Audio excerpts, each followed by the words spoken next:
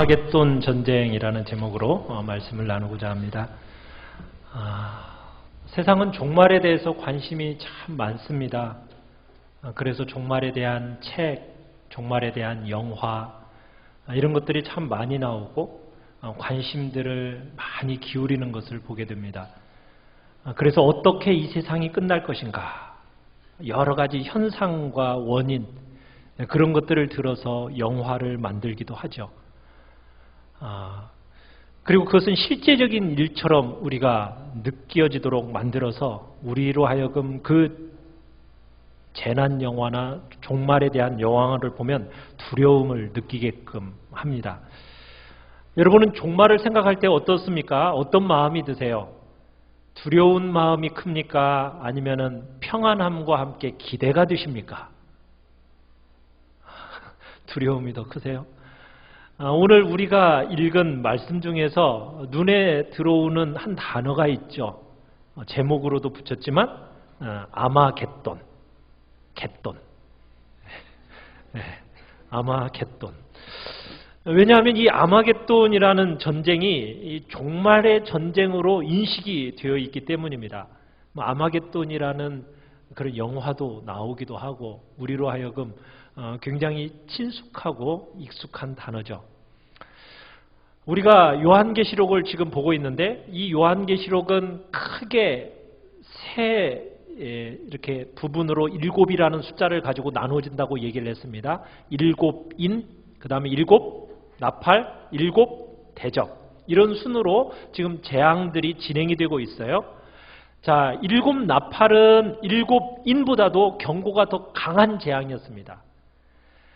나팔재앙은 3분의 1의 지구상의 3분의 1을 상하게 만드는 일, 그래서 경고하고 회개를 촉구하고는 돌이키기를 촉구하는 재앙이었어요. 자, 요한계시록 지금 우리가 16장을 보는데 이 16장은 이제 어떤 재앙이 나오고 있습니까? 7 대접의 재앙이 지금 나오고 있어요. 자, 이 7 대접은 경고에 그치는 게 아닙니다. 거듭되는 경고에도 불구하고 사람들이 돌이키지 않으니까 이제 하나님이 마침내 세상을 향하여 심판으로 임하는 마지막 재앙이 이 7 대접 재앙입니다. 이 7 대접 재앙이 끝나면요, 이제는 모든 것이 다 끝나는 거예요. 오늘 우리가 보는 재앙은 6번째 대접 재앙입니다. 자, 6번째 천사가 그 대접을 큰 강 어디에다 부었다고 얘기하고 있습니까? 우리 12절을 같이 한번 읽어보겠습니다. 12절 시작. 또 6째 천사가 그 대접을 큰 강 유브라데에 쏟음에 강물이 말라서 동방에서 오는 왕들의 길이 예비되었더라. 자, 대접을 큰 강 어디에 쏟았다고요? 그렇죠. 유브라데 강에 쏟고 있는 장면이에요. 6번째 대접을 지금 유브라데 강에 쏟고 있습니다. 자, 여러분, 유브라데 강 어떤 강일까요? 이 유브라데 강은 이스라엘 백성과 언약 백성이죠. 언약 백성인 이스라엘 백성과 불신앙의 이방 족속들을 구분해주는 경계선이 바로 이 유브라데 강입니다. 우리가 여호수아서를 보게 되면은 이스라엘의 경계선을 하나님이 유브라데 강까지라고 이렇게 말씀하시는 것을 우리가 여러 번 볼 수가 있어요. 그런데 이 6번째 대접을 부으니까 이 유브라데 강이 어떻게 되었대요? 말라버렸어요. 언약 백성들과 이방 족속들을 구분해 주던 이 유브라데 강이 어떻게 돼버렸다고요? 말라버렸어요. 여러분, 말라버렸다라는 것은 이제 어떻게 된다는 얘기입니까? 말라버린 이 강을 넘어서 이제 이방 족속들이 언약 백성들을 아무렇게나 마음껏 침탈해 간다라는 이야기입니다. 유브라데 강이 말랐다라는 것은 지금까지 어떻게 보면은 하나님의 보호막 아래에 있었던 이 언약 백성들의 보호막이 어떻게 된다는 얘기예요? 제거된다는 이야기입니다. 그래서 어떤 일이 일어나고 있는가? 우리 13절을 읽어보겠습니다. 13절 시작. 또 내가 봄에 개구리 같은 새 더러운 영이 용의 입과 짐승의 입과 거짓 선지자의 입에서 나오니. 자, 여기 보니까 이제 셋이 나오죠. 용의 입, 용은 뭘까요? 용은 뭘 상징하죠? 마귀, 사탄을 상징하죠. 짐승은 뭘 상징할까요? 마귀의 꼭두각시인 적그리스도를 상징합니다. 자, 용의 입에서 또 적그리스도의 입에서 또 그 다음에 무슨 입에서? 거짓 선지자, 적그리스도에게 아첨하는 거짓 선지자의 입에서 뭐가 나오고 있습니까? 개구리 같은 새 더러운 영이 나오고 있습니다. 새 더러운 영, 어떻게 생겼다고요? 개구리같이 생겼다고요. 개구리. 여러분, 개구리같이 생겼다는 것은 뭘까요? 무슨 의미일까요? 여러분, 개구리 하면 어떤 생각이 드세요? 개굴. 계속 똑같은, 그죠? 거의 똑같은 소리로 끝없이 개굴 소리 지르면서 합창하는 이 개구리. 요란한 소리로 계속 떠들어대는 거죠. 그러니까 이 새 더러운 영이 나와서 개구리처럼 한다는 거예요. 아주 시끄럽고 떠들어댄다는 거예요. 큰 소리를 낸다는 거예요. 굉장히 큰 소리로 시끄럽게 떠들어대면서 무엇을 할까요? 사람들을 선동합니다. 사람들에게 거짓된 확신을 심어줍니다. 거짓으로 사람들의 마음을 꼬드깁니다. 더럽고 추한 말들을 막 쏟아내는 거예요. 하나님을 모독하고 거짓된 교훈들을 지금 퍼뜨리는 겁니다. 추잡한 언어들을 사용하는 거예요. 이게 지금 개구리 같은 더러운 영들이 바로 이 용의 입에서 또 적그리스도인 무슨 영에서요? 짐승의 입에서, 거짓 선자의 입에서 나온다라는 거예요. 자, 이 세 가지의 새 더러운 개구리 같은 영들이 나와서 14절 어떤 일을 할까? 우리 14절을 한번 읽어보겠습니다. 시작. 그들은 귀신의 영이라 이적을 행하여 온 천하 왕들에게 가서 하나님 곧 전능하신 이의 큰 날에 있을 전쟁을 위하여 그들을 모으더라. 개구리 같은 입으로 큰 소리를 하면서 이적을 행한다는 거예요. 이 개구리 같은 큰 소리와 이적으로 세상의 온 임금들이 속아 넘어갑니다. 그래서 어떻게 한다고요? 하나님과 대대적인 전쟁을 예비하면서 한 장소에 모이게 됩니다. 그 장소가 어디일까요? 자, 우리 16절 시작. 새 영이 히브리어로 아마겟돈이라 하는 곳으로 왕들을 모으더라. 어디로 모으고 있어요? 아마겟돈. 큰 거짓말과 이적을 행하는 능력을 가지고 왕들을 모아가지고 어디로 모아요? 아마겟돈에 모이게 합니다. 여기서 그 유명한 아마겟돈이라는 지명이 등장하는 거예요. 아마겟돈 하면 많은 사람들이 무슨 생각을 하고 있는지 아십니까? 여러분들의 생각에는 지금 아마겟돈 전쟁 하면 무슨 생각이 딱 머릿속에 딱 박혀 있어요? 제3차 세계대전. 혹시 이런 생각 혹시 가지고 있으세요? 그런 생각을 가지고 계신 여러분들은 여러 이단 사상이 이렇게 많이 이렇게 우리가 물들어 있는 거예요. 여러분, 미국이요, 걸프전, 이라크전 그 전쟁 때 가장 두려워했던 게 뭔지 아십니까? 그 전쟁에 이스라엘이 참전을 해서 전 아랍권의 전쟁으로 발전하는 것을 미국이 두려워했어요. 그래가지고요, 미국이 걸프전에서 미사일이 이스라엘에 떨어지더라도 절대로 전쟁에 끼어들지 말라고 그렇게 부탁했대요. 이라크전에서도 그래요. 어떻게 해서든지 이라크가 이스라엘을 공격해서 전 아랍권을 전쟁에 끌어들일 것을 미국이 우려했다는 거예요. 왜? 그만큼 제3차 대전, 세계대전이라는 이것에 대해서 굉장히 두려워하고 전 인류를 죽게 만들 그 아마겟돈 전쟁이 될지도 모른다는 이 두려움이 있었기 때문에 많은 기독교인들이 이 인류 마지막 때 전 세계적인 아마겟돈 전쟁이 일어날까 이것을 궁금해한다는 거예요. 그런데 오늘 이 본문을 보시면은 지금 이 전쟁이 지금 제3차 세계대전을 이야기하는 것 같습니까? 그게 아니죠. 그렇게 해석하면 안 되죠. 이 아마겟돈 전쟁은 영적인 전쟁으로 해석해야 되는 거예요. 영적인 전쟁. 물리적인 전쟁으로 봐서는 안 됩니다. 이 전쟁은, 아마겟돈 전쟁은 누구와 누구와의 전쟁이에요? 마귀와 하나님의 백성들과의 영적인 대대적인 전투를 지금 아마겟돈 전쟁이라고 얘기하고 있는 거예요. 여러분, 우리가 알아야 할 게 있습니다.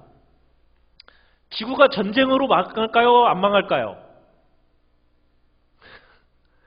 전쟁으로 망합니까? 안 망합니까? 전쟁으로. 네, 망하지 않습니다. 여러분, 하나님은 이 땅을 멸망시키는 것이 목적입니까? 하나님은 이 땅을 멸망시키는 게 목적이 아니에요. 하나님이 왜 이 대접들을 부으시죠? 대접들을 부으시는 이유는 뭐예요?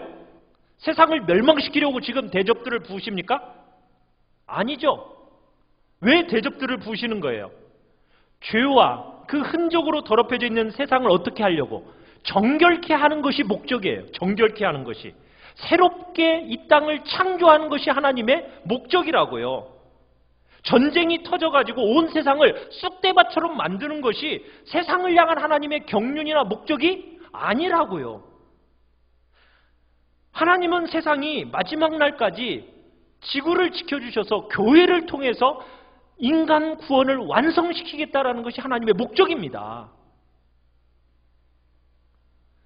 그런데 우리는 자꾸 어떤 생각을 하는 거예요? 마치 이 땅이 전쟁으로 완전히 망해버릴 것을 생각을 해요. 지구를 멸망시키는 전쟁이 일어날 걸 생각해요. 아니라는 거예요. 지구가 다 오염이 돼서 여러분 이 땅에 다시 빙하기가 와서 얼어 죽는 일이 생길까요? 아니에요. 저 우주에서 혜성이 날아와서 이 지구와 부딪혀서 이 지구가 폭발되어 없어질 그런 날이 올까요? 지금 그런 얘기를 하는 게 아닙니다.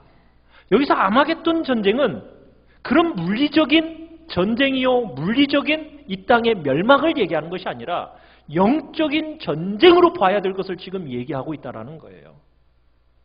여러분, 그렇기 때문에 영화로 또 어떤 책으로 우리로 하여금 종말에 대한 불안함과 두려움 속에 여러분 그렇게 우리가 이 땅을 살아갈 게 아니라는 거예요. 이 본문의 전쟁의 성격을 우리가 보면요, 귀신들이 온 세상의 임금들의 마음을 자꾸 들쑤십니다. 그래가지고 누구를 대항하도록 만드는 거예요? 어린 양을 대항하도록 만드는 거예요. 사단의 세력과 어린 양의 세력과의 전쟁, 그 전쟁으로 가는 거예요. 세상과 그리스도의 교회와의 전쟁입니다. 여러분, 마지막 시대로 가면요, 귀신의 세력들이 전부 합쳐가지고 하나님의 백성들로 하여금 하나님을 섬기지 못하도록 괴롭히는 현상들이 나타납니다. 영적인 전쟁의 형태로 나타난다고요. 아마겟돈 전쟁은 바로 그런 전쟁입니다. 짐승의 왕국과 그리스도의 왕국 사이에 계속 있어 있던 이 전쟁의 절정의 전쟁, 그게 바로 아마겟돈 전쟁이에요.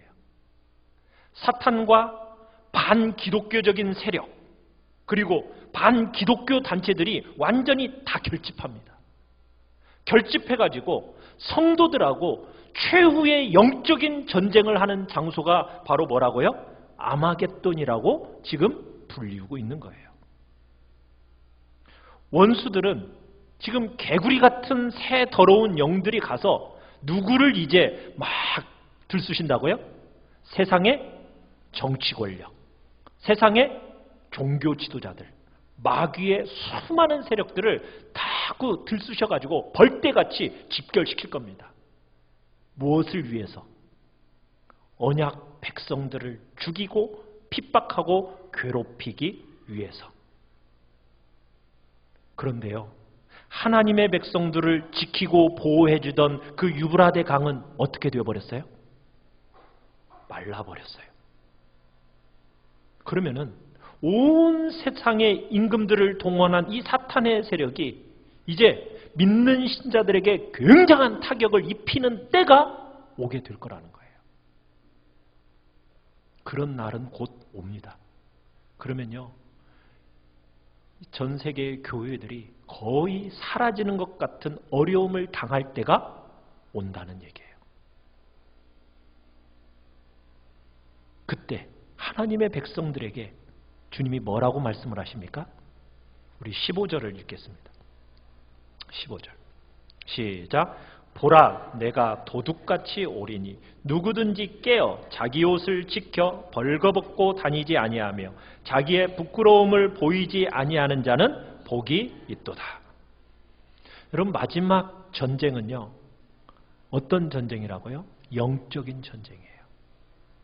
하나님의 교회, 어린 양의 백성들과 사단을 추종하는 세력들이 결집되어 있는 전쟁. 여러분, 그 전쟁에 교회들은 어떻게 된다고요? 교회들은 보호를 받지 못하고 거의 사라지는 것 같은 어려움을 당할 때가 올 거라는 거예요. 여러분, 그때 주님이 뭐라고 말씀하십니까? 그것으로 끝나는 게 아니다. 주님이 어떻게 오신다고요? 내가 도둑같이 온다. 주님이 교회들이 힘들고 고통스럽고 거의 죽을 것 같은 그 상황 속에 주님이 개입하셔서 사단의 세력을 모두 처리하신다. 주님은 그렇게 말씀하시는 거예요. 그래서 우리가 이제 요한계시록 19장에 가면은 최종의 승리를 얘기하면서 그 최종의 승리는 누구의 것이다? 그리스도의 것이 된다라고 우리에게 보여주고 계십니다. 여러분, 귀신의 보좌에 이제 우리가 10절을 가보시면요, 10절을 가보시면은 짐승의 왕좌에 대접을 쏟죠. 그 다음에 그로 인하여서 14절에서 귀신의 영들이 이제 이적을 행하면서 어떤 일들이 일어나는 거예요? 이제 세상 왕들을 자극해가지고 하나님의 어린 양을 대적하는 거예요. 그렇지만 이 세력들을 마침내 어린 양 되신 예수 그리스도께서 재림하셔서 다 처리할 거다. 바벨론을, 이 모든 세력을 멸망시키고 하나님의 나라가 완성되는 역사가 임할 것을 우리에게 얘기해요. 여러분, 앞에 있는 이 대적들의 세력은요, 너무나 강해요. 겨우 우리를 보호해 주고서 분리해 주던 유브라덴까지 다 말라버렸어요. 그때 하나님의 백성들이 느끼게 되는 유혹은 뭡니까? 무슨 유혹을 느껴요? 우리 15절에서 무엇을 지키라고 얘기하고 있어요? 깨어 자기 옷을 지켜 벌거벗고 다니지 아니하도록 하라. 무슨 얘기입니까? 세상이요, 하나님의 백성들을 공격하고 하나님의 백성들을 핍박하고 고난을 주면은 우리의 마음에 어떤 마음이 들어요? 너무 힘들다. 예수 그리스도께서 입혀주신 이 의의 옷, 그냥 거룩한 옷 어떻게 해버리고 싶어요? 벗어버리고 싶은 거예요. 이 의의 거룩한 옷을 세상과 구별되고 세상의 눈에 띄면 어떻게 돼요? 너무 고통스러운 거예요. 이건 바로 죽음이잖아요. 그러니까 뭐 하고 싶은 거예요? 성도의 옷을 벗어버리고 싶은 거예요. 위기와 두려움을 이렇게 보면서 성도의 옷을 벗어버리고 싶은 거예요. 이 예수님의 의의 옷은 어떤 옷인데요? 우리로 하여금 주님의 면전에 섰을 때 수치와 부끄러움을 당하지 않도록 가리워주는 유일한 옷이 바로 이 예수 그리스도의 의의 옷인데, 이 예수 그리스도의 의의 옷을 벗어버리게 될 그 위험이 우리 성도들 앞에 직면하게 된다는 거예요. 왜요? 너무나도 큰 대적들이 일어나기 때문에. 그때 주님께서 성도들에게 뭐라고 말씀하시는 거예요? 깨어 그 옷을 뭐 하지 말라? 지키라는 거예요. 벌거벗지 말고 벗어던지지 말고 그 옷 지키라는 거예요. 깨어서 그 옷을 입고 있어야 된다는 거예요. 아무리 눈앞에 허다한 원수들이 칼을 갈고 있고 죽어도 그 상태 속에서 나는 그래, 죽어도 괜찮아, 그러면서 옷을 어떻게 하라고요? 입고 있으라는 거예요. 왜요? 주님께서 속히 오실 것이니까.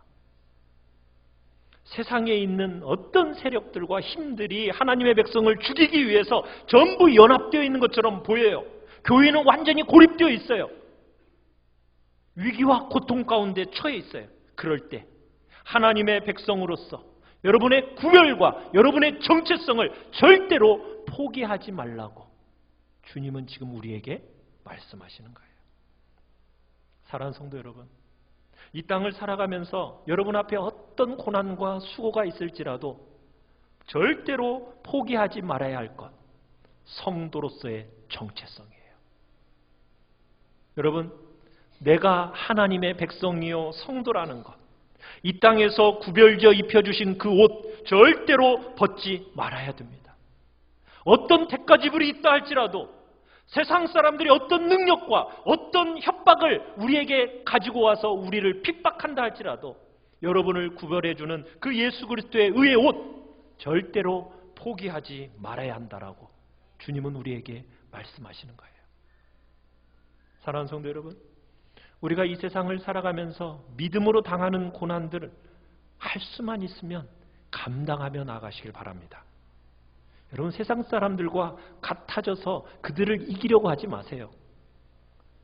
여러분, 우리 한국교회가 왜 약해지는지 아십니까? 이유가 뭔지 아십니까? 여러 가지가 있을 거예요. 그런데요, 우리 한국교회가 세상 사람들하고 똑같은 방식으로 경쟁하고 이기고 싶어 하는 거예요. 여러분, 그건 교회가 지는 겁니다.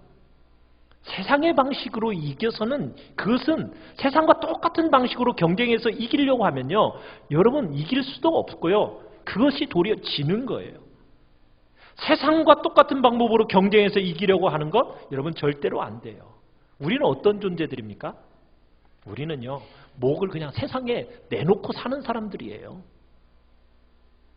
여러분들이 피 흘리고 땀 흘리고 눈물 흘리는 영적 전쟁터, 그곳이 바로 아마겟돈 저 자리예요.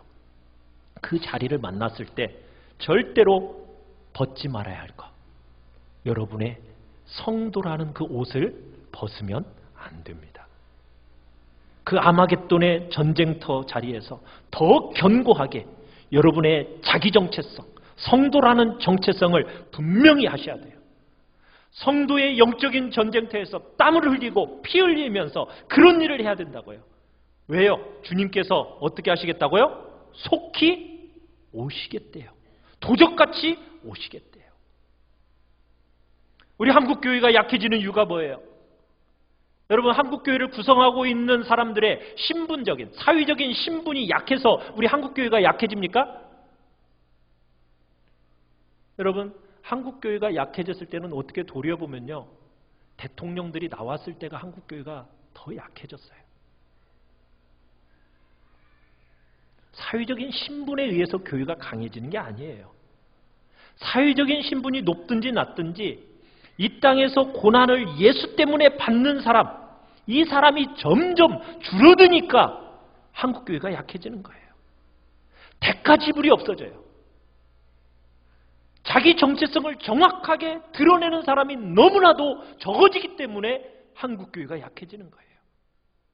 예수의 의의 옷을 정확하게 입고 이 세상을 살아가야 되는데 그런 사람들이 없는 거예요. 점점 줄어들어요. 예수 믿는다라는, 내가 하나님의 백성이라는 거, 내가 성도라는 거, 내가 예수쟁이라는 거, 이런 얘기를 사람들 앞에 드러내놓지 않아요. 숨기고 살아가요. 그런 자리를, 내가 그런 존재라는 걸 드러내는 것을 두려워하면서 이 땅을 살아가니까 한국교회가 이렇게 약해져 가는 거예요. 이 마지막 시대, 우리가 어떤 면에서 성공해야 하겠습니까? 자기 옷을 지켜서 벌거벗고 다니지 않느냐는 면에서 성공해야 돼요. 이 말씀 명심해야 됩니다. 우리가 중요하게 생각해야 하는 주님 중심으로 말씀대로 깨끗하게 사는 것, 여기에 여러분의 초점이 맞춰져 있어야 돼요. 여러분, 다른 부분에서는 좀 잘못된다 하더라도요, 주님과의 관계에서는 바로 서는 것이 중요한 거예요. 바로 서야 됩니다. 바르게 살려면 고난 당해요. 그렇다고 해서 좌절할 이유가 있어요, 없어요? 하나도 없어요. 왜냐하면 마침내 주님이 오셔서 이 무리를 어떻게 하실 거예요? 다 처리하실 날이 있으니까 여러분 걱정할 거 없어요. 여러분의 마음에 가슴 맺힌 원한 어떻게 될 날이 있어요?